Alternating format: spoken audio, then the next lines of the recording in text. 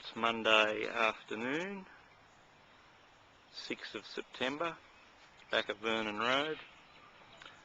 Just looking at the broken King River. It appears at this stage to have peaked, the rising floodwater.